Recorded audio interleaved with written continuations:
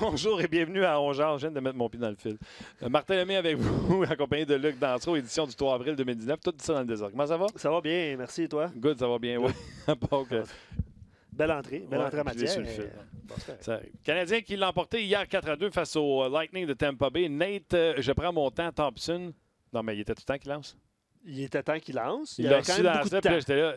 Je pense que j'ai eu le temps de crier 3 fois. Mais lance! OK, mais tu bégayais. Oui, c'est ça. Lui aussi, il bégayait de la shot. Il bégayait de la shot. Yoel Heimer qui se fait arrêter sur... Yoel Heimer, OK. qui se fait arrêter sur un lancer. Et par la suite... il se fait arrêter sur un lancer. Oui, il lance, se fait arrêter. OK. Swing 2 fois dans le vide, prend son retour dans le coin. Oui. Tu sais, sur le gardien de but, parce que là, les gens auraient pu penser qu'il a pogné la rondelle les 2 autres fois.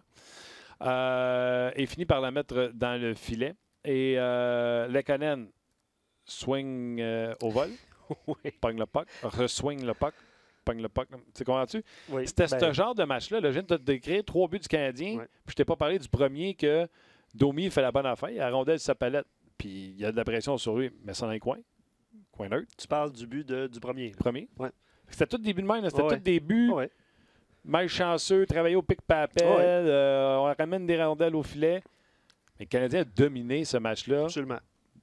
Je pense, d'un bout à l'autre. Et ceux qui vont vouloir m'écrire en me disant « Ouais, ben il n'y avait pas Vasilevski, il n'y avait pas Edmund. Hein, » c'est leur problème, eux autres. Les Canadiens, eux, il fallait qu'ils ne lèvent pas le pied parce qu'il n'y avait pas Edmund. Il ne fallait pas qu'ils lèvent le pied parce qu'il n'y avait pas de Vasilevski. Et sachez que le Canadien a déjà marqué 5 buts contre Vasilevski plus tôt cette saison. Ouais. Donc, belle victoire du Canadien. Oui, puis tu sais, hier, on posait la question si le Canadien se qualifiait pour les séries, est-ce qu'il y aurait une chance de battre le Lightning? Je ne sais pas si on posait la question aujourd'hui, si les réponses seraient différentes. Pose-la. Posons-la. Ah oui. Puis sinon, aujourd'hui, on vous demande en un mot, ça peut être plusieurs mots quand même, là, mais en un mot, décrivez la fin de saison du Canadien. Déjà, plusieurs réponses là, sur nos pages, mais allez-y, on va prendre... Le match d'hier en tant que tel, là, c'est peut-être... Il y en a qui ont voulu dire que c'était le meilleur de l'année. Il y en a une couple cette année où on a dit « Quel match Canadien! » Ouais, celui des Highlanders aussi, 4-0 au Centre Bell, il y a une ou 2 semaines. Là. Ouais. Mais il y en a plusieurs bons matchs. Oui, ils l'ont échappé, mais ils ont donné un bon show hier. Pas mal tout le monde était tout le monde était à bord de ce match-là. On va en parler avec François Gagnon dans quelques instants. Et Alex Tanguay sera avec nous. Alex a un empêchement demain jeudi. Donc, on le met plutôt aujourd'hui, mercredi.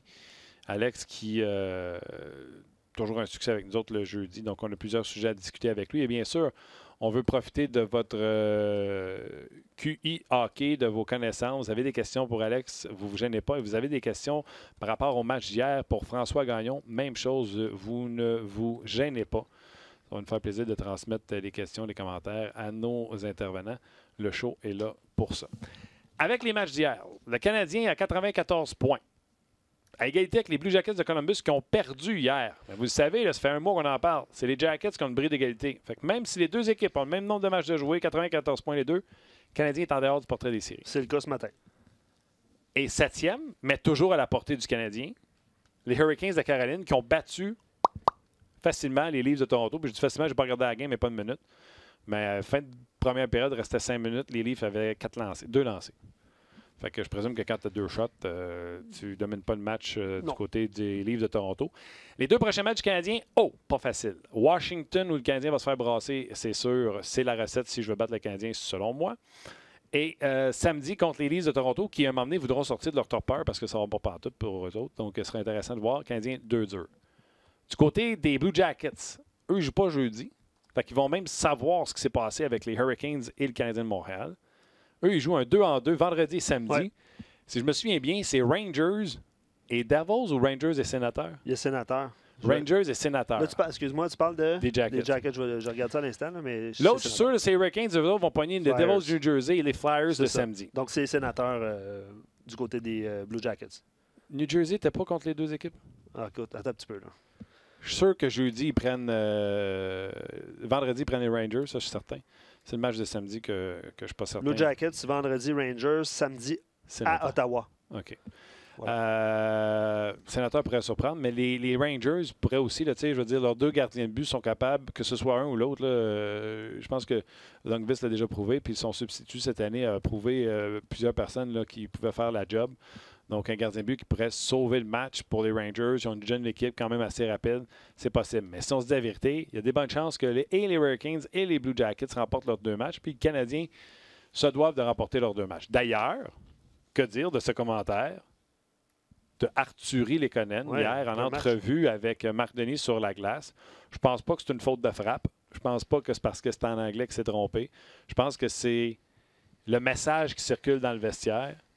Et on va vous le faire entendre. Arthurie Lekonen, le message aux partisans hier sur la glace avec Marc Denis.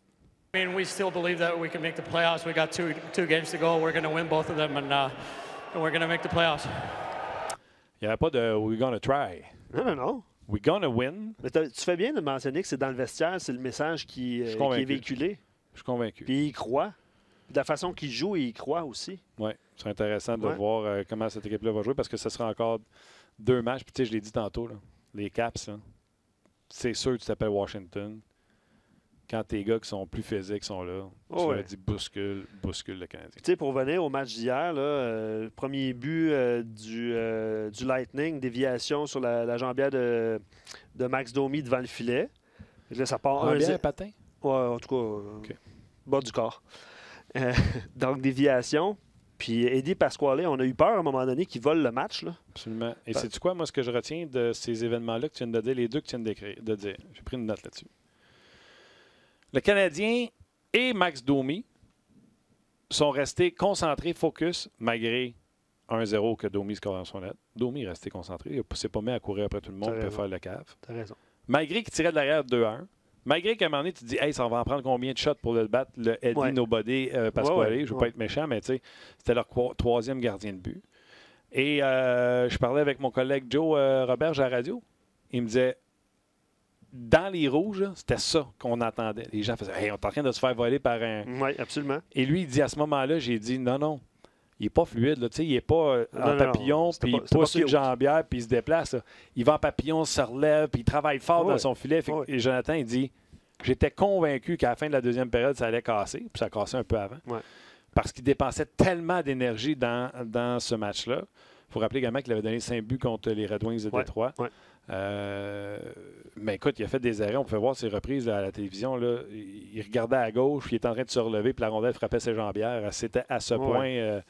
Mais le Canadien n'a pas arrêté, a amené beaucoup de rondelles au filet. Bravo, chapeau. Même le jeu de puissance, j'ai envie de dire bravo parce que ça avait l'air d'un jeu de puissance du côté du Canadien de Montréal, alors que bien souvent, ça n'a pas l'air d'un jeu de puissance. J'ai ri là, parce que Tim me glisse à l'oreille que ça ressemblait à Niami, la performance. Tim, le metteur en ondes, exact. Il dit, ça ressemblait à Niami, la performance de. Mais tu ris, Tim.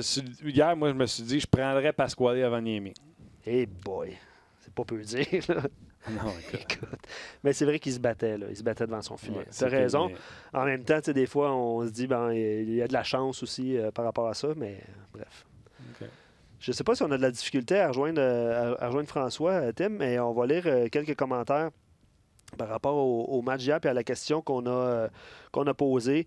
C'est sûr que le mot surprenant, par rapport si on définit la fin de saison du Canadien en un seul mot, le mot surprenant revient souvent. C'est le cas de Charles, de Danny sur Facebook. L'attitude aussi, c'est revenu, Martin, sur Facebook, là. Changement d'attitude, puis on l'a mentionné avec le fait que le Canadien ne s'écrase pas. Ou revient de l'arrière, n'est pas découragé par des événements, la déviation de Domi, la performance de Pasquale, ça revient aussi. C'est même le 2e but, c'est un paquet de revirements mêlés avec des rondelles qui ricochent quelque part. Tu sais, comprends-tu? C'est ce qu'on appelle un jeu brisé. Je ne sais pas comment on le dirait en français, là, mais un jeu qui n'aboutit pas, puis ça finit par se ramasser dans le fond de ton filet.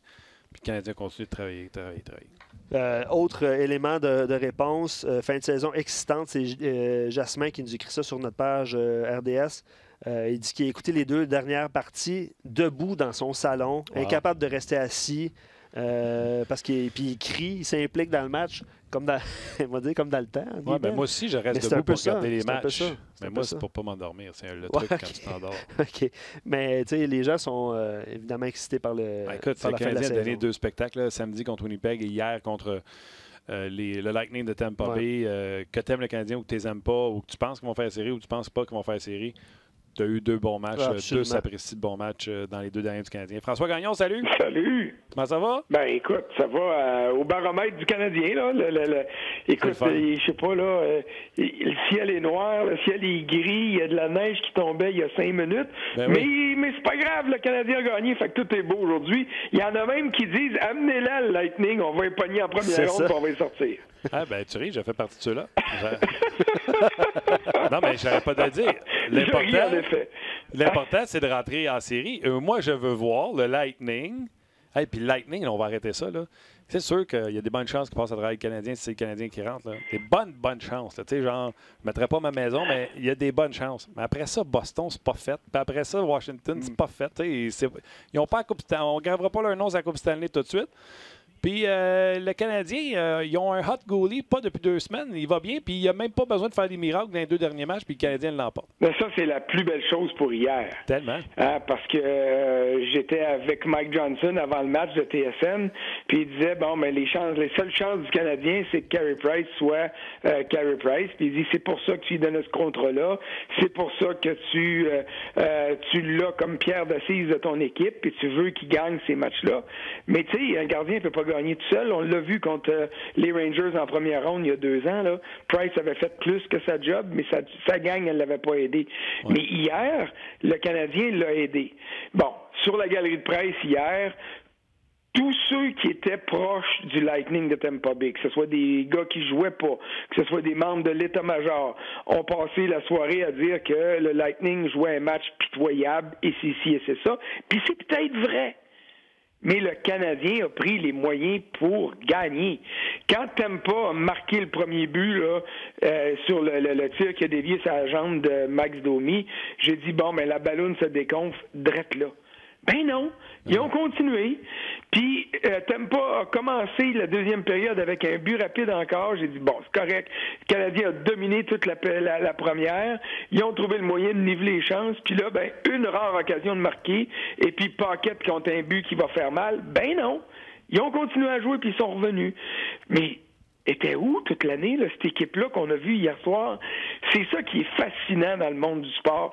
Tu peux pas avoir 82 matchs comme celui que le Canadien a disputé hier, mais tu peux avoir de la conviction dans ta manière de jouer. Et ça, hier, c'est ce qui a favorisé Montréal. Même si tu n'aimes pas jouer un grand match. Exact. Puis c'est ce que je disais à Luc avant que tu arrives. Je m'étais pris ça en note hier, là. Le Canadien et Max Domi sont restés focus malgré le premier but. Domi aurait pogné les nerfs et s'attaquait à peu près tout le monde, tout ce qui bougeait. Le Canadien est resté focus à 2-1. Le Canadien est resté focus, même s'il voyait un Pasquale que tu dis à un moment donné, elle va rentrer, là, qui arrêtait des rondelles sans même les voir. Et le Canadien est continué sur la tâche à accomplir, demeurer focus. Écoute, moi, c'est ça que le monde dit ça, mais je vais le dire. Là. Le Canadien est resté focus sur le processus au lieu du résultat, puis ça a payé. Ben oui, mais ça, écoute, ton grand chum et mentor au niveau du hockey, Guy Boucher, c'est son principe. Ah oui. Arrêtez de penser aux résultats, pensez à la manière de se rendre là. Prenez les moyens de vous rendre à vos objectifs. C'est ce que Tortorella a dit jeudi passé quand on était à Columbus avant le match. Puis c'est ce qu'il a dit après la première période quand le Canadien était en train de battre son équipe. C'est ce que Claude Julien a dit après le match à Winnipeg puis qu'il a répété.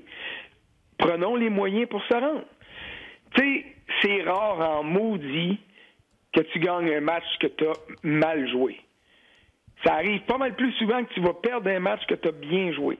Mais quand tu le fais, tu te dis au moins on a fait ce qu'on avait à faire. Puis le Canadien l'a fait, là.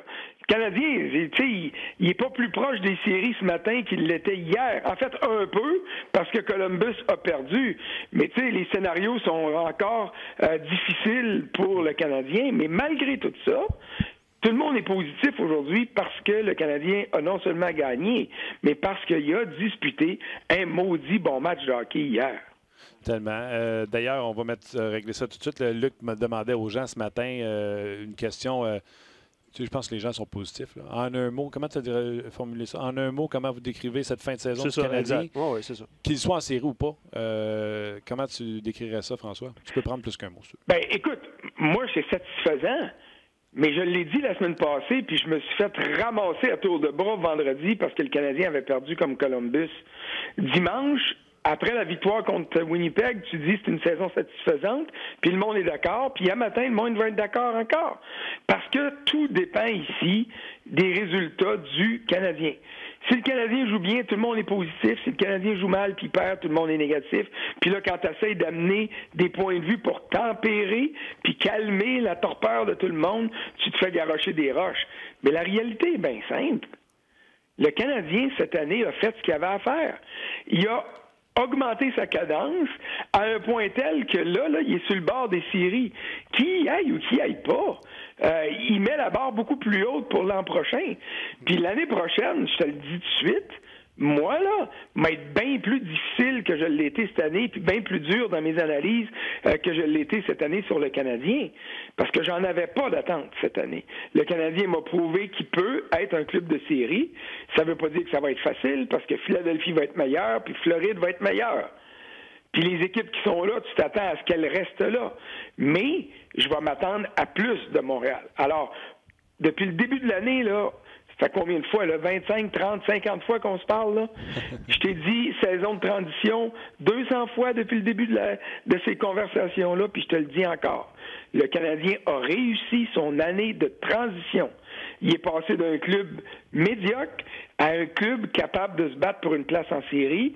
L'an prochain, il va falloir qu'il passe d'un club capable de se battre pour une place en série à un club qui va accéder aux séries. J'aime ça, mais tu sais, il y a plein de choses que j'ai envie de te dire. Les Canadiens, s'ils remportent ces 2 derniers matchs, ne feront pas les séries à 98 points. C'est assez difficile de fesser sur un club qui a 98 points. C'est sûr. Hey, en passant, là, je te corrige parce que je pense que je t'ai induit en erreur, puis j'en ai induit en erreur quelques-uns, puis c'est involontaire, là. Le Canadien, puis je viens de déposer un texte sur rds.ca, là. Bon, le bris d'égalité, Montréal ne peut pas battre Columbus. Ça, c'est clair. Mais dans le 3e bris d'égalité, si on se rend là, le Canadien va passer devant Caroline parce que comme il y a eu 3 matchs entre les 2 équipes cette année, le premier match à la maison du club qui a joué 2 fois à domicile est balayé du revers de la main. Et ça favorise Montréal, ironiquement, parce qu'ils ont perdu 2-1. Souviens-toi, McElhinney, 47 arrêts ou 48 arrêts, victoire de 2-1 de la Caroline. Ce match-là n'existe plus. Alors, dans les 2 autres matchs, le Canadien a gagné à Montréal, puis a perdu en prolongation à Caroline dimanche il y a 2 semaines. Ça veut dire que Montréal va passer si, c'est un gros si, Caroline et Montréal terminent sur un pied d'égalité au niveau des points et terminent sur un pied d'égalité au niveau des victoires en temps réglementaire et en prolongation, donc le row. Et ça peut arriver si Montréal gagne ses 2 matchs et Caroline gagne une fois et perd une autre fois en prolongation. Et ça peut arriver si le Canadien gagne un match et que la Caroline gagne juste 1 point dans les 2 dernières parties. C'est les 2 seuls scénarios. Merci de l'expliquer, François, parce que les gens voulaient clarifier cette situation-là, puis tu viens de le faire. Il y a tellement de monde qui se sont prononcés là-dessus sans avoir la même version. Fait qu'à un moment donné, tu venais à douter de toi-même ce que tu pensais qui était le vrai règlement. Ben écoute, un matin, j'ai appelé Benny Ercolani, qui est le statisticien en chef de la Ligue. Bon, on vit en français, là. Mon anglais est pas pire, mais tu sais, je lisais le règlement. Puis je me disais, quand je lis cette phrase-là, ça dit ça. Puis il dit, t'as raison, mais c'est pas ça que ça veut dire. Fait que, regarde, finalement, je me suis mis 2 pieds dans la boîte, là, puis c'est bien correct. Mais là, je vous le dis, là, les scénarios là, clairement établis par la Ligue. Le premier match entre la Caroline et le Canadien, c'était le 7 novembre, je pense, à Montréal, n'existe plus. Donc, le Canadien, s'il termine à égalité au niveau des points et des rows, victoire en temps réglementaire et prolongation, va devancer la Caroline. Mais ça, là, ça marche. Il faut absolument que le Canadien gagne un des 2 matchs. Parce que, mettons que le Canadien récolte 1 point seulement dans ces 2 derniers matchs, puis que la Caroline est blanchie, ils vont finir sur un pied d'égalité, mais la Caroline va avoir une victoire en prolongation, en temps réglementaire et en prolongation de plus. Et ça demeure le premier critère de départage en cas d'égalité une fois que la saison est terminée. RDS.ca, regardez le classement. Quand il y aura un X, c'est là que vous allez le savoir. Moi, regarde à m'emmener, là. T'es-tu perdu, là? T'es tout mêlé, là? Mais en tout cas, c'est mêlant. Je suis médicamenté, François, en plus, puis... Ah, ben ouais. Prends-toi un bon coke froid, là, ça va te réveiller, là, puis tu vas voir, toutes les idées vont être claires après ça. Mais tu sais C'est quoi, bon. François, plein de monde sur nos pages des écrits. Merci de l'explication, c'est clair maintenant. Fait que nous, on va réécouter le podcast après pour juste se faire... juste être sûr que ça soit parfaitement clair. C'est merveilleux. François, as-tu plus confiance que les Canadiens remportent ces 2 derniers matchs ou tu as plus confiance que Columbus ou Caroline en échappent? Oh, j'ai plus confiance que Caroline ou Columbus en échappe. Ils ont des calendriers faciles. Ils ont des calendriers plus faciles. Tu sais, quand tu dis que Columbus va avoir 2 jours de congé, ce soir puis demain, s'en vont à Rangers vendredi puis à Ottawa samedi, je veux bien croire que ces 2 équipes-là vont vouloir terminer la saison du bon pied, mais quand on regarde ce que Columbus a fait dans la dernière semaine à 10 jours, là, tu sais, hier, ils ont perdu. Ils ont perdu contre un bon club. Le calendrier avait été assez chargé dernièrement, mais ils avaient gagné plus que leur part de match. Donc, moi, je m'attends à ce qu'ils en gagnent au moins un des 2, mettons. Hein? Je pense que, honnêtement, là, si on est fan du Canadien, on espère qu'ils perdent les 2, puis c'est correct. Mais froidement, on devrait se dire qu'il y a des bonnes chances qu'ils en gagnent un des 2. Fait que ça va... c'est là où est-ce que moi je vois ça aller. Et puis la même chose pour les Hurricanes. On pense que la balloune va éclater à Caroline, mais on pense ça depuis... on pensait ça le 1er février, puis on pensait ça le 1er mars, puis là, le poisson d'avril est passé, puis la balloune n'a pas sauté. Alors, écoute, j'ai l'impression que le Canadien est condamné à gagner ces 2 matchs-là, mais ça va être plus facile. C'est plus facile d'espérer que Caroline ou Columbus trébuche que le Canadien batte Washington et Toronto. Surtout que les Caps se sont fait jouer un tour par les Panthers de la Floride cette semaine. Et puis que Toronto, ça fait dur. Hey, c'est épouvantable. Ils font dur. Puis s'ils veulent se donner une chance de commencer avec confiance contre Boston, il va falloir à un moment donné qu'ils jouent un gros match. Puis j'ai bien peur pour Montréal que ce gros match-là soit samedi. Mais de la manière dont le Canadien joue, écoute, moi, si je suis Toronto, je m'en viens à Montréal, puis j'ai aucune raison d'être confiant.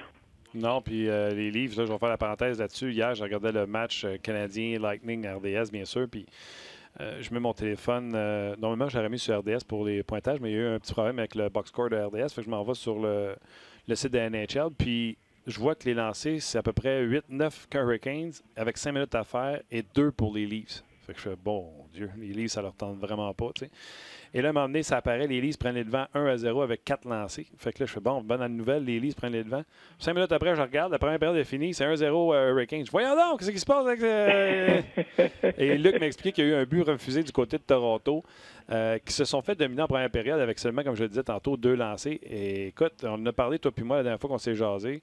Une sortie rapide contre Boston, et ça va arriver. C'est un rouleau compresseur. Les Bruins, tu les as vus contre une bonne équipe comme les Blue Jackets.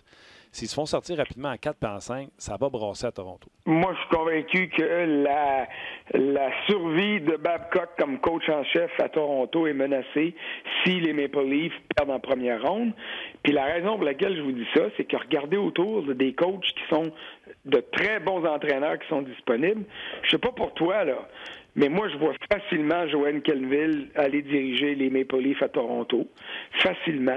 C'est le genre de coach dont un club à maturité a besoin pour amener de la stabilité, amener de la crédibilité derrière le banc. Puis là, je suis pas en train de dire que Babcock n'est pas crédible, là. Loin de là. Mais Babcock est un entraîneur teigneux, à l'image des équipes qui ont gagné pour lui, puis c'est pas le genre de gars qui va se faire, qui se fait apprécier de ses joueurs, puis il pourrait peut-être, à un moment donné, être avoir à assumer une part du blâme au lieu d'être considéré comme une part du positif, là, des solutions. Puis je te ferai remarquer que ton chum, Guy Boucher, c'est lui qui avait un job à Toronto avant que Babcock appelle pour dire, ben finalement, ma femme veut pas aller vivre à Buffalo, je pense que je vais venir à Toronto. Ouais. Alors, est-ce que ça pourrait lui ouvrir la porte une autre fois? Je le sais pas. Je le souhaite de tout cœur à Guy Boucher de se trouver un autre job dans la Ligue nationale. Je suis pas sûr que ça va être facile parce qu'il y a de la compétition, là. Alain Vigneault est disponible. Joel Quenneville est disponible. Todd McLellan, malgré les ennuis qu'il y a eu à Edmonton, demeure, à mes yeux, à moi, là, je peux me tromper, mais à mes yeux, demeure un excellent entraîneur-chef dans la Ligue nationale. Donc, il y a du choix, là. Fait que si on se tanne du côté de Toronto, que ce soit au niveau des joueurs, au niveau de la direction ou au niveau des deux, ben, il y a des options sur la table. OK, je reviens au match du Canadien. Des choses que j'ai notées, j'ai remarqué, François, tu étais sur place, j'en suis certain. Je t'ai entendu dans le point de presse de Claude. Oui, monsieur. Les entrées de zone du Canadien. En statistique avancée, le Canadien a dominé une équipe qui contrôle vraiment les entrées de zone. Et le Canadien les a dominés. Et ce que j'ai remarqué, c'est aussitôt qu'on a mis de la pression sur, on met de la pression sur le porteur du disque à l'entrée de la ligne bleue pour le forcer à ralentir, provoquer un hors-jeu, c'est monnaie courante. Le Canadien ne ralentit plus. Le joueur qui est à temps pour la passe continue à forcer pour le hors-jeu. Et le joueur, au lieu de ralentir, passe la rondelle à travers le défenseur. Et on rentrait constamment de cette façon-là avec des passes à l'entrée de zone. Le gars, il n'est pas rentré, il est même pas rendu à bleu. Puis il lance la rondelle pour que la rondelle rentre avant le joueur et le joueur, bang, la rentre. Puis c'est des rushs. Là. C'est constamment le Canadien, hier, dans ses entrées de zone, était en contrôle de la rondelle. Il y avait une opportunité de marquer. Puis c'est toujours de l'ajustement à erreur à chaque fois. Puis ça marchait hier contre le Lightning. Ça a très bien marché. Puis c'est ça que je te dis souvent. Lâche les statistiques avancées puis regarde la game. Rien qu'à voir le match, tu n'as pas besoin de regarder les chiffres. Là. Juste à regarder le match, tu voyais que le ton était donné, surtout par deux trios. Celui de Dano et Jordan Wheel fait exactement la même chose au sein de son trio, à lui aussi. Bon, le quatrième trio n'a pas le choix, c'est le dump and chase. Là. Le seul problème du Canadien, il fait ça à 5 contre 5, mais il va falloir que quelqu'un m'explique, bout de bon Dieu, pourquoi, quand il est en avantage numérique, il donne encore la rondelle à la ligne bleue à un gars qui bouge pas. Ouais. C'est moins pire dans les deux derniers matchs. Ah non! Encore hier, 2 fois, Gallagher est flat-foot à un pied en dedans de la ligne bleue. Ouais. On lui donne la rondelle. Ça prend 1 milliseconde, puis il y a déjà 2 gars du Lightning qui sont dessus. Comment ça se fait que tu réussis à faire ça à 5 contre 5 quand il y a un gars de plus de l'autre bord et que tu crées plus d'espace quand il y a 5 gars de l'autre bord alors que t'en perds par ton immobilisme quand il y en a juste 4 de l'autre bord. Ça, j'en reviens pas. J'en reviens tout simplement pas. Mais tu as raison de le souligner. La rapidité d'exécution, et ça a commencé par les transitions des défenseurs vers l'attaque, et ça, tout est lié au hockey. Tampa n'a pas frappé le Canadien du début à la fin du match. Le Canadien s'est dit, oh, bataille, ils veulent nous laisser patiner, ils vont voir qu'on est capable de patiner avec eux autres, nous autres, c'est sûr. Et ça a été le cas. Donc, si tu donnes la chance aux défenseurs du Canadien, qui n'ont pas d'échec avant contre eux, d'avoir le temps de réaliser une bonne première place à des gars qui sont en mouvement et en pleine accélération en sortie de zone, mais quand tu arrives à l'autre ligne bleue, tu es encore plus en accélération et là, tu obliges l'adversaire à être ses talons au lieu d'avoir le contrôle. Tu sais, c'est pas compliqué, le hockey. C'est simple, le hockey.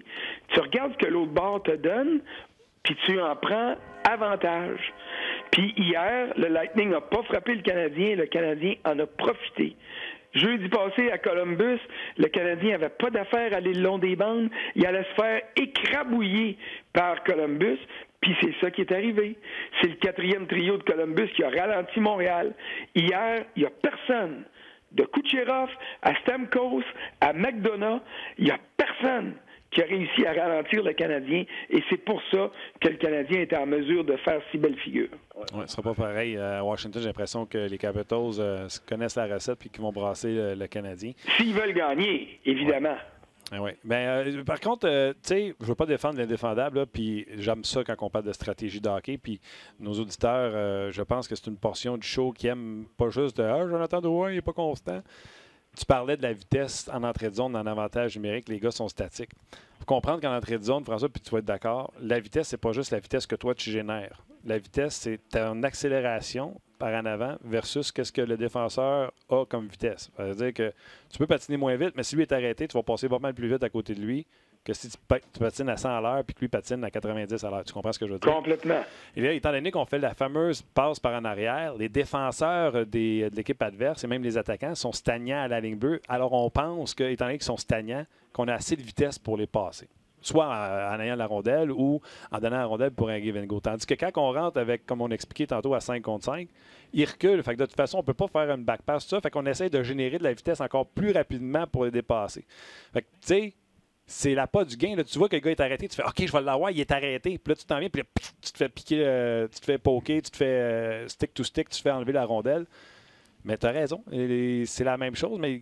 Tu comprends ce que je veux dire? Oui, t'arrives devant un sandwich, le sandwich est gratis. Le gars est arrêté encore plus. Raison de plus, si ton adversaire est 2 pieds dans le béton, ben laisse pas la rondelle immobile à la ligne bleue pour lui donner la chance de récupérer. Profite du fait qu'il est dans le béton.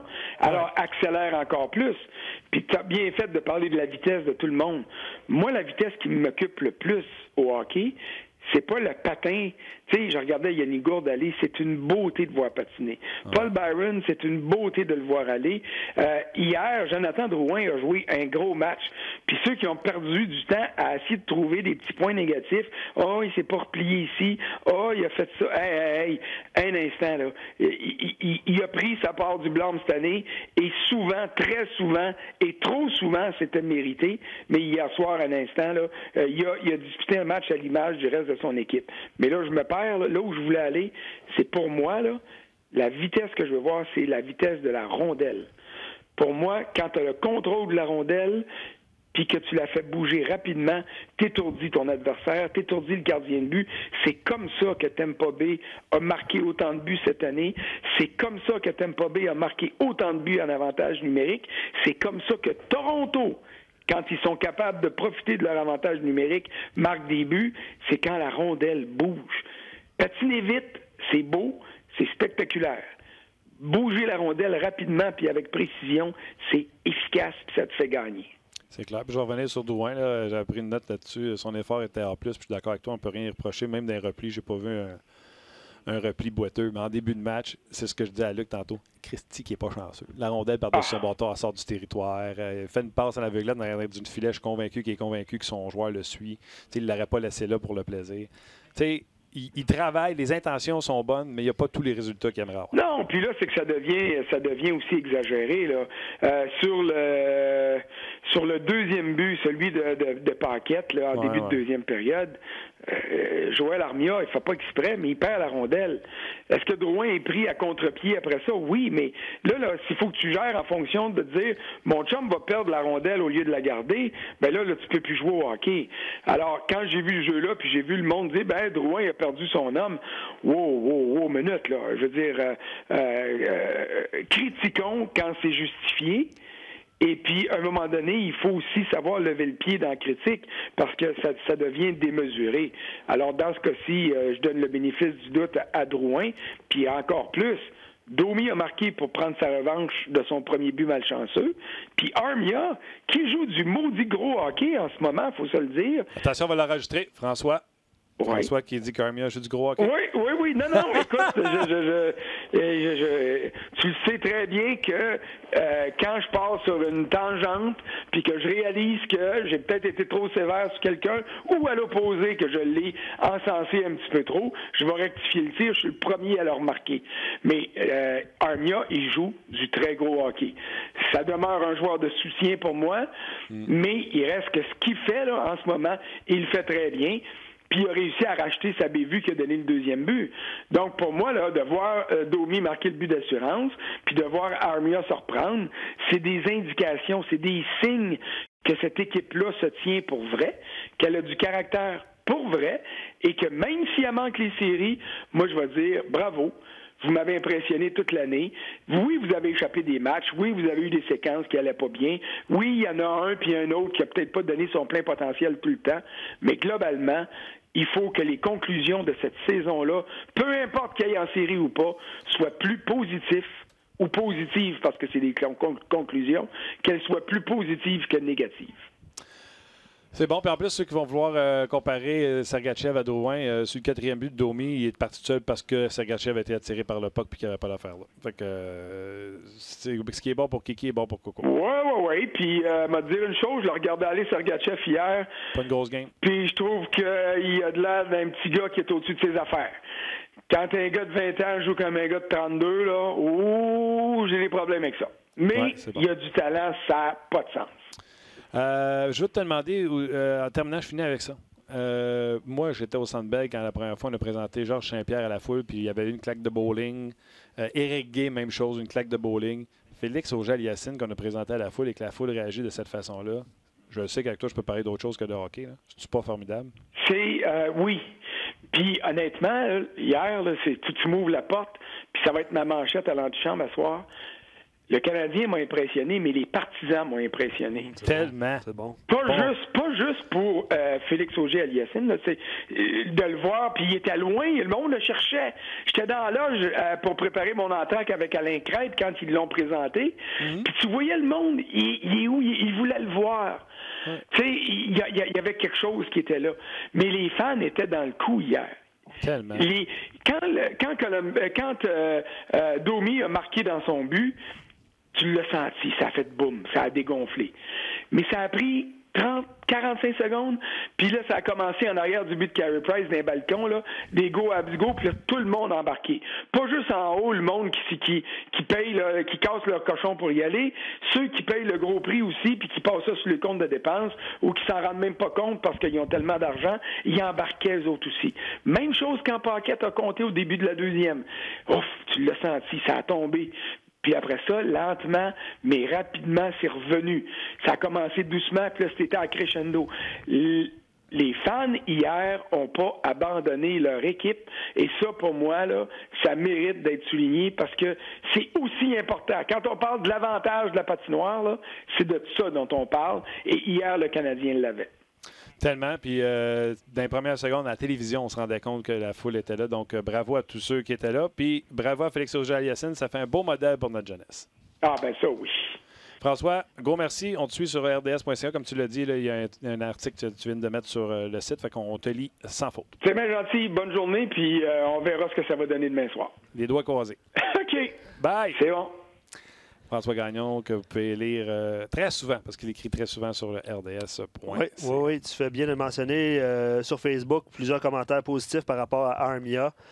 Kevin, une très belle révélation, même s'ils ne font pas les séries, il y a beaucoup de potentiel et de plaisir à avoir imaginé jouer les Canadiens l'année prochaine.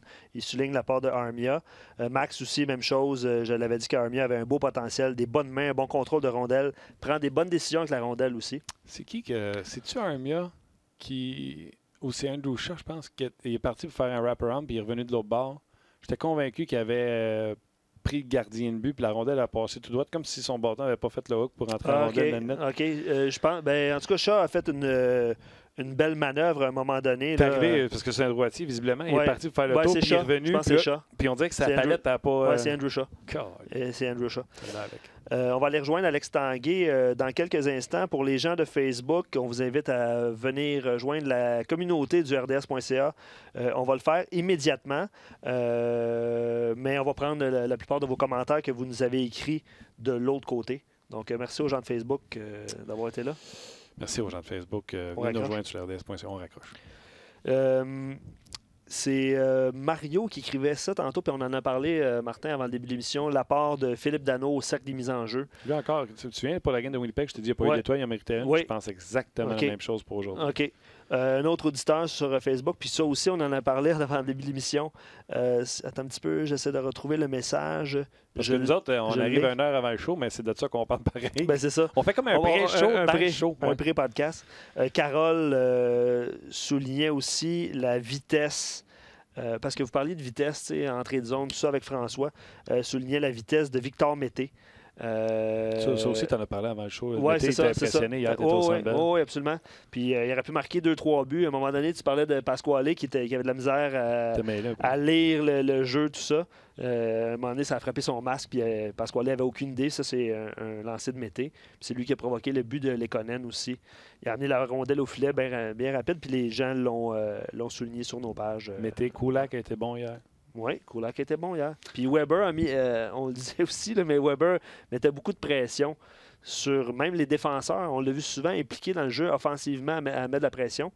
Il y avait un cercle qui se créait. Là, les défenseurs, les attaquants couvraient un peu l'attaque de Weber. C'est le fun de voir les défenseurs impliqués là, dans ces jeux-là. Absolument. Qu'est-ce qui est le fun aussi? Non. Parler avec Alex Tanguay. Ah, Salut, Alex! OK, il est là. Super. Comment ça va, les gars? Ça va, toi? Ça va bien, ça va bien. Êtes-vous commencez-vous à avoir un feeling de séries éliminatoires avec le match qu'on a vu hier soir?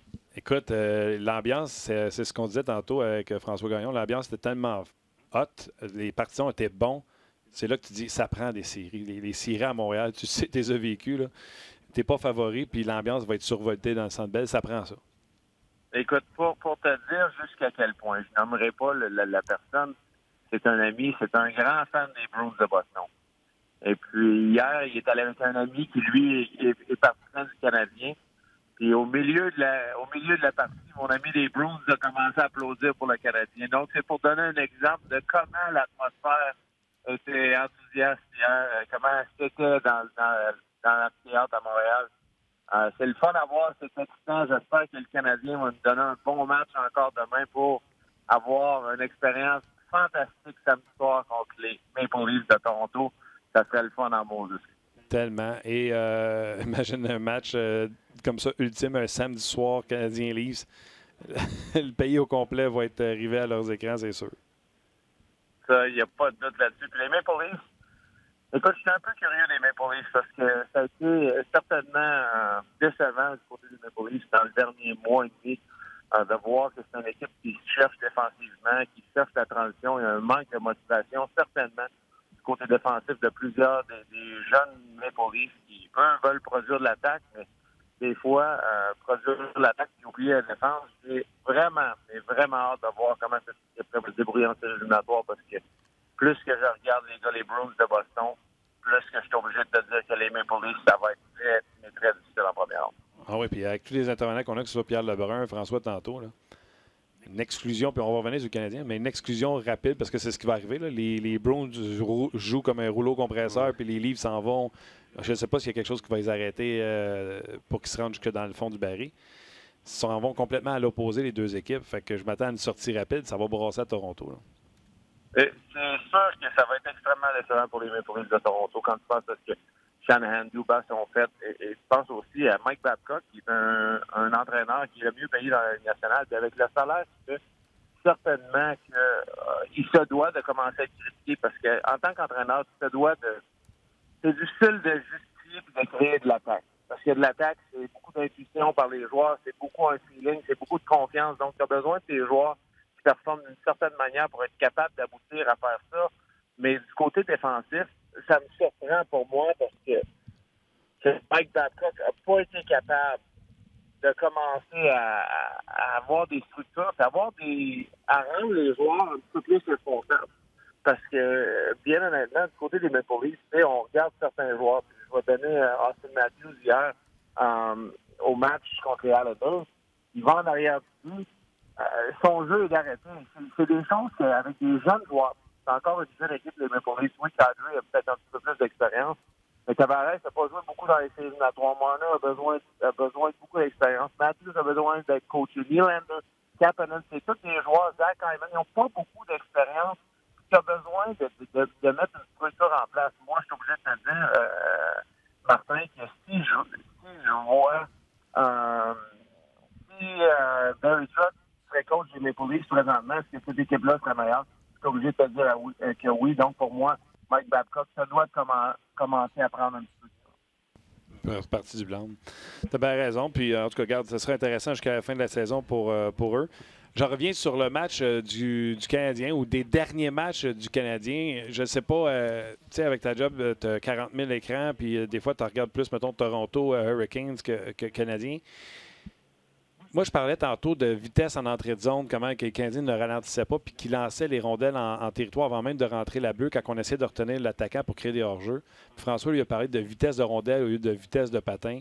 Il disait à ce temps, quand on parle de vitesse de jeu, alors chez moi, les patineurs rapides, là, oui, c'est beau à voir, là, mais la vitesse de rondelle, c'est ça qui augmente d'année en année. Et le Canadien, hier, c'était un bel exemple, je trouvais. Bien, oui, puis Martin, tu as absolument raison. Pour créer une vitesse ou une rapidité d'exécution ou ce fameux tout le monde ont le terme le play fast, bien, pour jouer avec vitesse comme ça, c'est de trouver une façon de transitionner qui est rapide. Puis ça peut être justifié par plusieurs affaires. Tu sais, François parle ou a parlé dans ton émission de jouer avec la rondelle puis de faire bouger la rondelle toujours de l'avant. Oui, c'est beau ça, mais comment tu fais pour faire ça? Puis trouver des joueurs en vitesse. Pour moi, une des choses les plus importantes, les plus trompeuses, c'est d'avoir les 5 joueurs impliqués sur la transition. Hier, on a vu à plusieurs reprises, écoute, le jeu que Petrie a manqué la passe de Drouin. C'est un défenseur qui est le premier sur l'échec avant dans la transition. Pourquoi? Parce qu'il s'est retrouvé dans une position où que lui était capable de justifier de l'avant puis d'aller de l'avant. J'adore ce qu'on fait aussi, que quand on prend la rondelle, on va de l'avant. C'est souvent de faire reculer les défenseurs, que ce soit, mettons, le trio, je vais parler de l'exemple du trio Adano. Ben, quand Gallagher n'a pas la rondelle est de l'autre côté du côté attaquant. Des fois, c'est le fun de voir Gallagher sortir à pleine vitesse. Parce que ça, qu'est-ce que ça fait? Non seulement, s'il va par le milieu, ça n'apporte les 2 défenseurs à reculer. Parce que veut pas, tu sais, un défenseur qui est, mettons, McDonough et Chernak qui jouaient contre hier, ben, Chernak, si Gallagher drive dans le milieu, qui est du côté à McDonough, ben, Chernak, il va penser qu'il y a quelqu'un en arrière de lui. Fait instantanément, il va commencer à reculer un petit peu plus. Fait que ça donne de l'espace. Il faut jouer vite. Il faut aussi que tu sois capable de trouver de l'espace en zone neutre. Tout ça, le Canadien, il a cette vitesse-là. Il est capable de créer des gros gaps en zone neutre qui donnent l'impression encore de jouer beaucoup plus vite qu'ils sont parce qu'ils sont capables de reculer l'adversaire. C'est une équipe qui fait reculer ses défenseurs. Ben, de cette manière-là, les défenseurs sont plus arrêtés, sont plus stables. Ça justifie encore plus la vitesse du Canadien. Pour moi, là, ce que le personnel de l'entraîneur est après faire avec cette équipe-là, une équipe que, comme tu as dit, il paraît de jouer vite, mais certaines des structures font en sorte que cette vitesse-là, ou leur vitesse de frappe, devient encore plus un atout premier pour le Canadien. Puis, tu sais, ça parle de ton propre territoire. Là, tu parles de jouer vite. Des passes qu'on fait dans le slot où, tu sais, hier, Gallagher, là, il a reçu une rondelle. Il était occupé par le défenseur qui était sur lui, mais on se sert du milieu du territoire, comme tu l'as dit, je présume, là, que c'est pour faire reculer les 2 défenseurs et non pas juste un. Tu sais, il y en a un qui tiendrait à bleu, puis l'autre, il reculerait. Puis là, Gallagher, lui, son jeu, c'est juste de faire le pivot pour un give and go pour que le gars puisse générer de la vitesse et sortir. Mais ces passes-là, dans slot, dans high slot, ça ne serait jamais fait auparavant si on n'était pas dans le jeu rapide d'aujourd'hui.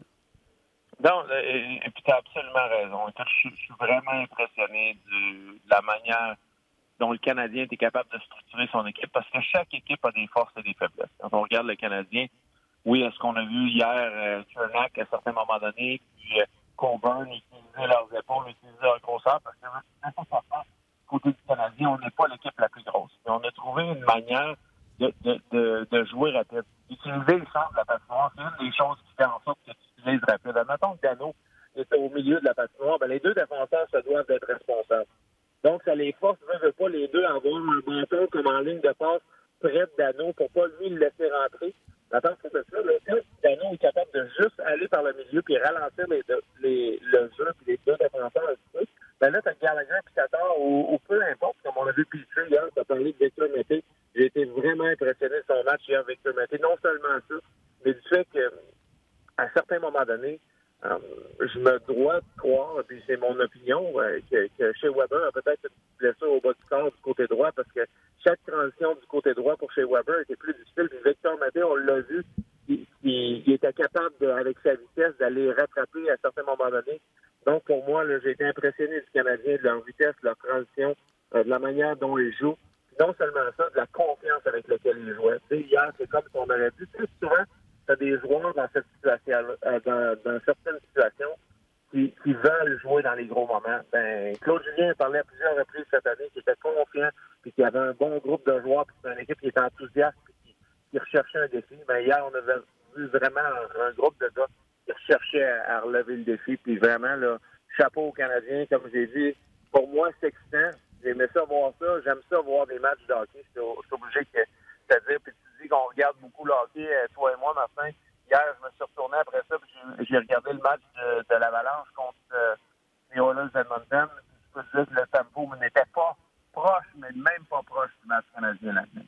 Ah ouais. Hein? Ah, ça, c'est le fun que tu apportes ce commentaire-là. Puis Colorado, j'ai une couple de questions pour toi dans quelques instants, mais juste finir sur le Canadien. Le Canadien s'est fait brasser contre les Blue Jackets à mi-chemin, première période, début de deuxième période, puis ça a apparu, puis le Canadien c'est soit qu'ils ont quitté leur jeu, leur stratégie, ou les Blue Jackets les ont fait quitter leur stratégie. Contre Winnipeg, c'est un match parfait. C'est une équipe qui a de la misère. C'est une équipe qui va pas bien. Fait que je ne sais pas si le Canadien a battu les Jets, même s'il essayait d'être physique avec eux, ou les Jets n'ont pas essayé d'être physique avec eux. Mais je sais que Washington peuvent brasser le Canadien de Montréal, ce que le Lightning ne pouvait pas faire hier. Alors, le test pour le Canadien, c'est demain contre les Capitals. Tu as entièrement raison, Martin. Est-ce que c'est un gros test? Oui, parce qu'on a vu les 14 ans passés. Puis non seulement dans les séries éliminatoires, on avait une question comment il allait faire pour matcher la vitesse des Penguins de Pittsburgh l'an passé. On a été capable non seulement de matcher la vitesse, on a des marchands de vitesse, je pense à Stevenson, je pense à Vrana, je pense à certains joueurs de cette équipe-là qui sont vraiment capables de bien patiner. Mais leur jeu physique, c'est vraiment ce qui a fait la différence. Je pense à Tom Wilson, je pense à Warpick, je pense à Carlson qui est gros, je pense à Oshie qui est fort physiquement. Ces joueurs-là ont été capables d'imposer leur physicalité pour être capables de battre et un petit peu de ralentir les Penguins de Pittsburgh. J'ai hâte de voir la stratégie demain soir des Capitals de Washington. Est-ce que peut-être du côté de Washington, maintenant on est pratiquement assuré de finir premier dans la division métropolitaine, est-ce que peut-être on va reposer certains joueurs pour se préparer en vue des séries éliminatoires? J'ai hâte de voir la stratégie que Todd Reardon va inculquer à son équipe, mais pour moi, le Canadien, la stratégie demeure la même. On a vu hier, à un certain moment donné, que Chernak et Colburn ont frappé les Byron, les Domi, les joueurs qui ne sont pas nécessairement de la même grosseur, mais le Canadien n'a pas répliqué. Le Canadien n'est pas allé dans leur jeu. Le Canadien ne gagnera pas une bataille physique contre les Capitals de Washington demain soir. Donc, quelle est la stratégie ou la meilleure façon de gagner? C'est vraiment d'utiliser notre patin, puis d'utiliser peut-être certains de ces défenseurs, puis de les mettre sur... les faire patiner vers leur but à eux autres par rapport à la vitesse que tu as. J'ai aimé ce qu'on a fait hier. La stratégie, ça doit être la même contre les Capitals de Washington et ne pas laisser le jeu physique nous déconcentrer. Si on se fait frapper, tu prends la mise en échec, tu vas de l'avant, tu l'oublies parce que jamais, au grand jamais, le Canadien va battre du côté physique les Capitals de Washington. OK. J'ai une question, oui. Martin, d'un auditeur. Puis, Alex, tu nommais quelques joueurs hier qui se sont illustrés. Il y en a un dont on n'a pas parlé, on a entendu un petit peu plus tôt dans l'émission, c'est Arthurie Lekonen. Ouais. Puis, Gus, sur notre page, il se demande, il dit en fait, est-ce que c'est moi ou il existe deux Lekonen? Il dit, depuis 8-9 matchs, on voit qu'il est capable de générer de l'attaque. Il a marqué d'ailleurs, puis à un moment donné, on se dit avec l'effort et les occasions de marquer, à un moment donné, ça va finir par rentrer. Est-ce que vous constatez tous les deux, Martin et Alex, qu'il existe deux Lekonen? C'est qui le vrai Lekonen? Est-ce que c'est quelqu'un qui va marquer 15 buts dans la Ligue nationale, à continuer à jouer efficacement, défensivement, comme il le fait présentement, ou c'est quelqu'un qui va manquer de confiance en lui pour atteindre ce plateau-là, justement? Alex? Ben, moi, Martin, quand je regarde Arthurie Lekonen et les gars, ce qui sort vraiment, c'est sa force physique. C'est quelqu'un qui est un petit peu comme Victor Arvidsson, qui est capable d'utiliser beaucoup son coup de patin, qui est capable de gagner ses batailles en contre un, qui est très, très responsable défensivement. Quand ça, des joueurs comme ça, tu regardes quand tu le mets dans des situations, puis je sais qu'un peu plus tôt dans la saison, Martin, vous avez eu des discussions à propos de où se situe Lekonen, puis pourquoi Lekonen joue avec Kotkaniemi. Ben, pour moi, je le sais pourquoi. Puis, honnêtement, je peux vous dire quelque chose. Jesperi Kotkaniemi, l'an prochain, si on utilise Arthurie Lekonen à côté de lui, on va faire de lui un meilleur joueur. Pourquoi? Parce que Lekonen fait tous ces détails-là. Un peu ce que Zach Hyman fait à Toronto avec Marner et Tavares.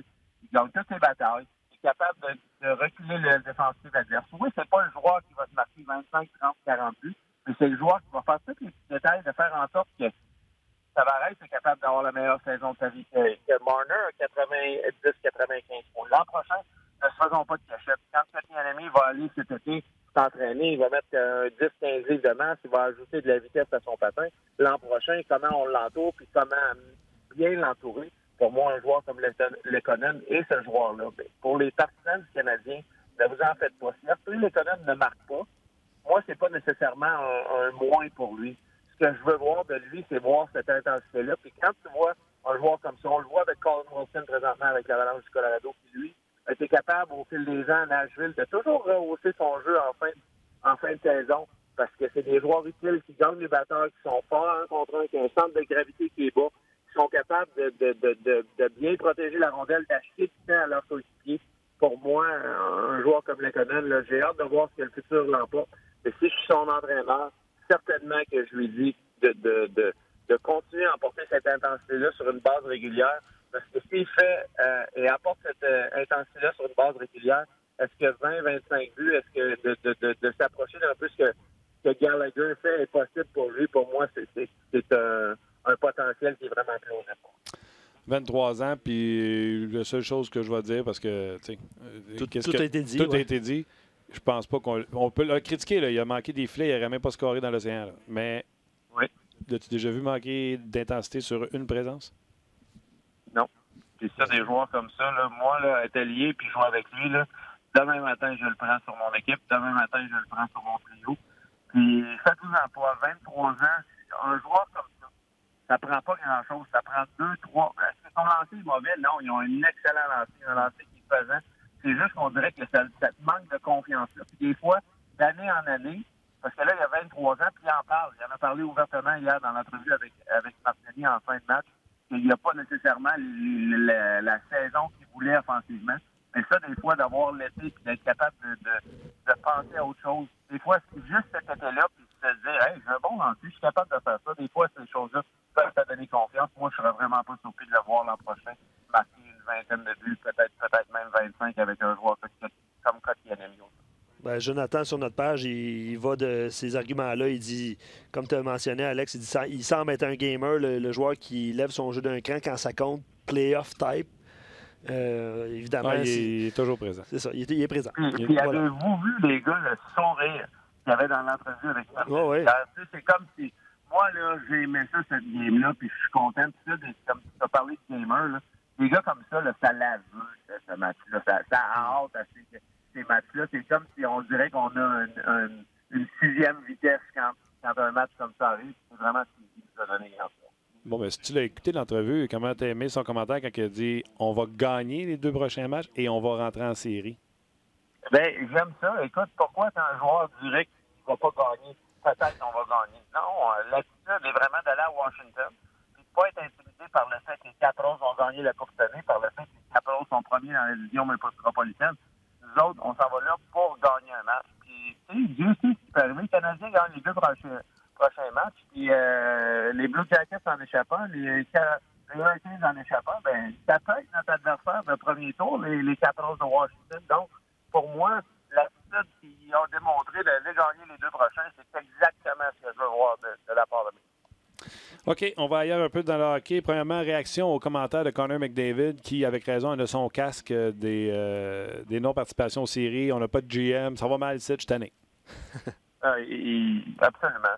Tu peux comprendre la frustration. Puis hier, en le regardant jouer, tu voyais vraiment qu'il y avait une certaine frustration. Connor McDavid est quelqu'un qui produit un rythme qui est infernal. C'est quelqu'un qui veut gagner. Tu vois son intensité, tu vois de la manière dont, écoute, il regardait à plusieurs reprises au cours des dernières semaines. On l'a fait jouer, puis pas nécessairement les 2-3 derniers matchs, parce que les 2-3 derniers matchs, on était déjà pratiquement mathématiquement éliminé des séries éliminatoires, mais avant ça, écoute, j'ai écouté un match à Las Vegas où il faisait des présences sur la glace de 1 minute 20, 1 minute 30, parce que nécessairement, on n'a pas d'autres options du côté des Oilers d'Edmonton. C'est une grande frustration, une grande déception d'avoir 2 joueurs, non seulement lui, mais Leon Draisaitl, avec la saison qu'il a, de ne pas voir ces joueurs-là jouer en séries éliminatoires. Puis pour moi, je peux comprendre sa frustration parce qu'en tant que joueur, quand tu vois que non seulement, c'est correct de dire, tu sais, on n'est pas prêt, puis on fait une reconstruction, puis notre équipe s'améliore, puis dans 2 ans, on va être là. Mais avec le repêchage que les Oilers d'Edmonton ont fait, avec l'organisation, la manière dont les choses se déroulent présentement, avec ce qui est arrivé avec Bob Nicholson, qui a critiqué ouvertement certains des joueurs, qui est un no-no pour moi, c'est quelque chose qu'une organisation ne peut pas se permettre d'avoir ouvertement. Ben, c'est sûr que Connor McDavid, il se doit d'avoir une grande frustration parce que quand tu regardes le futur de cette équipe-là, Martin, est-ce qu'il y a d'autres choses en tête que des points d'interrogation sur ce qui va arriver prochainement avec les Oilers d'Edmonton? Pour moi, je suis obligé de te dire que j'ai bien hâte de voir quel va être le processus. Et plus que n'importe quelle autre équipe, probablement l'importance d'avoir un directeur gérant qui va être établi puis quelqu'un qui va être capable d'emporter une certaine autorité puis quelqu'un qui va être décisif aussi.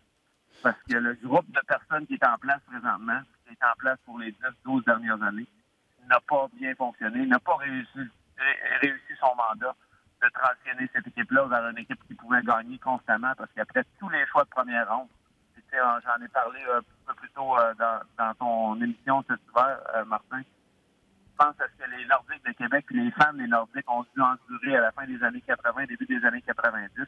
Mais cette période de misère-là, malheureusement pour les partisans de Québec, n'a pas arrivé à Québec.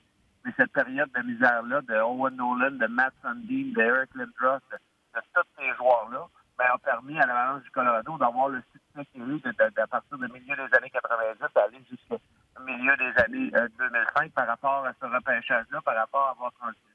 Du côté des Oilers, c'était une transition de Yakupov, de Eberle, de Nugent Hopkins, de Taylor Hall. Où est cette équipe-là? Puis même avec Connor McDavid, que je peux rentrer là-dedans, où est cette équipe-là? Une équipe qui a besoin de reconstruction encore, puis une équipe qui a besoin vraiment, mais vraiment besoin d'aide. Donc, on ne peut que comprendre cette frustration. Claire. Colorado, je vais t'en parler parce que, bon, OK, il y a 4 points d'écart avec l'Arizona, mais les deux équipes ont 2 matchs. Là, je comprends que, pour moi, c'est une technicalité. L'Avalanche va rentrer en série, tout en ayant le premier choix des sénateurs qui pourrait être Jack Hughes. Ils ont peut-être le meilleur défenseur qui ne joue pas dans la Ligue nationale de hockey, en McCarr. Il va juste régler le cas de qui va jouer dans les buts. Est-ce que ce sera Grubauer? Moi, je crois encore que des jeunes joueurs comme Tyson Jones n'ont pas rencontré les attentes puis que ça pourrait venir. L'Avalanche du Colorado vont être en série et vont préparer l'avenir en même temps. Oui, écoute, c'est encore une équipe en reconstruction. Puis tu as parlé de Jack Hughes, que ce soit lui ou le jeune Finlandais Capo Kakko, qui viennent pour aider l'Avalanche du Colorado. Parce que nécessairement, on va avoir un des 2-3 premiers choix du côté de l'Avalanche par rapport à la loterie qui va être dans la prochaine semaine. Donc, on va savoir exactement, Nathan McKinnon a besoin de renfort. On voit ce deuxième trio que oui, on aime bien Soderberg de la manière dont il joue. Oui, on aime ce que Kerfoot nous donne. Kerfoot probablement meilleur à l'aile comme il le fait présentement au côté de Nathan McKinnon. Parce que c'est les joueurs vraiment d'impact pour avoir pour être capable de soutenir une équipe, d'être vraiment devenir une équipe qui aspire aux grands honneurs, à gagner la Coupe Stanley. Cette équipe-là a besoin de profondeur, mais combien impressionné, les gars, que je suis de regarder Nathan McKinnon. Parce que tu regardes l'Avalanche en début de saison, la manière dont il joue, la manière dont le trio de Landeskog, McKinnon, Rantanen était capable de performer. Et puis ce trio-là est devenu froid un petit peu durant le temps des fêtes. On a une grosse période creuse aussi où on n'avait pas d'arrêt nécessairement de Grubauer ou de Semyon Varlamov. Puis depuis un certain bout de temps, on a eu les arrêts de Grubauer, mais McKinnon est vraiment le moteur de cette équipe-là. Il n'y a pas de Rantanen qui est encore blessé. C'est une blessure qu'on suspecte que c'est une blessure aux côtes ou on ne sait pas exactement où il est blessé ou quand il va revenir dans l'alignement. Mais hier soir, le match était 2-0. On avait 2 avantages numériques. On n'a pas été capable de produire. Et l'avantage numérique suivant, c'est comme tassez-vous de là, c'est moi le boss ici, c'est mon arena, c'est moi le show. Nathan McKinnon qui a fait un move extraordinaire en avant de Clefbaum, est capable de changer l'atmosphère dans l'arena, changer le rythme de ce match-là. Il est spectaculaire depuis un bout de temps. Pour moi, c'est mon MVP l'an passé. Il joue de cette manière-là présentement. Il est spectaculaire. Puis aussi, ce qu'il ne faut pas oublier, puis ce qu'il faut donner beaucoup de crédit, oui, on sait que Grubauer joue bien. Il joue vers la mort. C'est un peu comme Bennington fait avec Jake Allen. Ce que Grubauer fait, hier a forcé vers la mort. C'est un but faible, mais le reste du match a été vraiment solide. Il force à bien jouer. Jake Allen était très bon du côté des Blues de Saint-Louis depuis que Jordan Bennington joue comme ça parce qu'il n'y a pas le choix. Il doit d'aller dans le net, puis s'il veut jouer, il doit avoir une bonne performance. Fait que ça, c'est bon d'avoir cette compétition à l'interne-là. Mais pour moi, un joueur qu'on ne parle pas assez, Martin, puis je ne sais pas si tu en as parlé au cours de dernièrement, mais probablement qu'il joue aussi bien que n'importe qui présentement, spécialement offensivement à la défense, c'est Tyson Barrie. Tyson Barrie, il joue bien, responsable défensivement, il était capable de transitionner cette équipe-là. Tu regardes le nombre de points qu'il a fait depuis que l'Avalanche a recommencé à gagner au cours des 10 derniers matchs. Pour moi, le Tyson Barrie, je ne sais pas si c'est l'effet que Carl McCarr s'en vient, mais vraiment, là, il nous donne probablement son meilleur hockey qu'il a jamais donné. Ce serait intéressant de voir la suite des choses pour eux. Puis l'autre équipe, c'est les Stars Dallas qui ont confirmé leur place en série. Radou, un petit 4 points, mais le joueur que moi je veux te parler, ils vont rentrer en série. Et là, je pense que les gens vont découvrir Miro Iskanen, qui hier encore était le 3e défenseur le plus utilisé. Je pense que ça va être un défenseur, pas un bon, un défenseur d'exception. Écoute, tu as absolument raison. Moi, un nom qui vient en tête, c'est pour tes partisans qui l'ont peut-être pas vu jouer ou qui n'ont pas eu la chance de le voir jouer sur une base régulière cet hiver. Un nom qui vient en tête, moi, quand je vois Miro Iskanen, c'est Scott Niedermayer. C'est quelqu'un qui patine, c'est quelqu'un qui est capable d'être physique, est capable de transitionner la rondelle offensivement par rapport à son coup de patin. Et écoute, il glisse sur la patinoire. Il est spectaculaire. Les 20 minutes, ça a l'air facile de le voir jouer. Du côté de Jim Montgomery, on n'a pas eu peur depuis le début de la saison de l'utiliser contre n'importe quel trio de l'autre côté. Puis ça, vraiment, c'est ce qui a fait la différence pour moi dans cette équipe-là l'an passé. Parce qu'on a vu l'évolution d'Esther Lindell, qui est devenu un défenseur de 2 premières paires sur la ligne nationale. C'est un vrai bon défenseur. Puis je crois qu'hier, il était le 2e défenseur le plus utilisé du côté des Stars de Dallas après Klingberg. Klingberg, on sait qu'il est bon offensivement. Il y a certaines lacunes défensivement, mais la paire de Lindell avec Klingberg, ben là, tu es capable de transitionner. Puis tu as une deuxième paire. Peu importe si tu joues avec Iskanen, que ce soit qui joue certains chiffres avec Klingberg, qui joue certains chiffres avec Polak ou avec peu importe d'autres dans cet alignement-là, ben donne la liberté puis le sentiment à l'entraîneur qu'on va être correct avec ce joueur-là sur la glace. Écoute, il a gagné le défenseur de l'année l'an passé dans la Ligue finlandaise. Faites-vous en pas, il va être un candidat au Trophée Norris dans les prochaines années dans la Ligue nationale. C'est comment bon, moi, je pense. On a pris ça en note. Niedermayer, c'est des grands patins, ça, Alex. J'aime ça, des comparaisons. J'aime ça, un gars qui se mouille et qui nous donne des comparatifs. On aime ça. Écoute, on est vraiment soigné du niveau de talent, présentement, de jeunes talents dans la Ligue nationale. Parce qu'on regarde juste du côté des défenseurs. On a parlé d'Iskanen, là. Faites-vous-en pas aussi que le jeune à Buffalo, là, à 18 ans, ce qu'il fait. Puis, j'ai eu la chance de jouer avec Victor Hedman, qui est un défenseur qui a gagné le Trophée Norris à 18 ans. Puis, je peux vous dire que Rasmus Dahlin est une longueur d'avance. Ça ne veut pas dire qu'il va se développer de la même manière, mais c'est une grande longueur d'avance sur ce que Victor Hedman était à cet âge-là. Donc, le potentiel, il n'y a quasiment pas de limite. Est-ce qu'ils vont se développer, ces deux jeunes-là, de la manière dont on pense qu'ils sont capables de se développer? Si oui, regardez-les bien aller. Ils vont être spectaculaires pour très, mais très longtemps. Quand on se reparle la semaine prochaine, le Canadien est en série? Bien, moi, je me croise les doigts que oui, parce que peu importe ce que les gens de la Ligue nationale ou ce que tout le monde pense, le Canadien est une équipe unique, un petit peu comme les Yankees de New York, de voir cette équipe-là en série. Pour moi, ce serait spectaculaire. Puis du hockey, comme on a vu hier, Canadien Lightning en première ronde, avec un Carey Price, moi, je peux vous dire une chose, que le Lightning, avec la vitesse du Canadien, peut-être que je suis pas sûr que le Lightning souhaite avoir à affronter un Carey Price sur cette match. D'accord avec toi. Moi, je veux voir cette série-là. Puis je la donne pas en 4 au Lightning, c'est clair.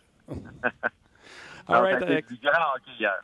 Oui, ça va être le fun. Puis c'est de voir si le Canadien est capable de le faire 4, 5, 6 fois pour essayer de remporter la série face au Lightning. Lightning auront certainement une mine de retour, mais c'est pas grave, le Canadien sera capable de donner une bonne bataille.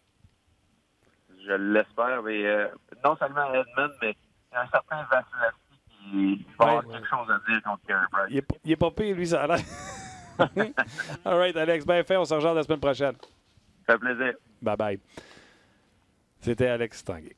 Ben, excellent résumé de ce qui se passe dans la Ligue nationale. Dallas, c'est pas pire comparaison. Hein, Sais-tu quand David Perron avait dit Dallas vont être wildcard, mais il n'y a personne qui se dit hey, c'est le fun, on va affronter Dallas. Là. Dallas, pas beaucoup de points d'écart avec nous, puis ils seront à surveiller en séries éliminatoires. Punch offensif, hein, ça peut exploser n'importe quand, même si ils ont marqué moins de buts. Si Bishop est de retour, ils ne donnent pas de buts. C'est ça. Cette année, ils ont marqué moins de buts que l'année passée, mais tu as raison de le mentionner, ils ne donnent pas de buts. 196 buts. Là, il y a 3 points d'écart entre les Blues et les Stars. Ouais. Les Blues, mettons, ça arrête demain, prendraient Nashville.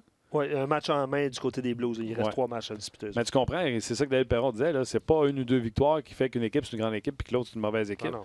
Les Stars, c'est pas sûr que tu as envie de les affronter en série. L'écart est très mince, en effet. Pas à profondeur. Comment tu as dit ça? Ils n'ont pas à profondeur, les Stars.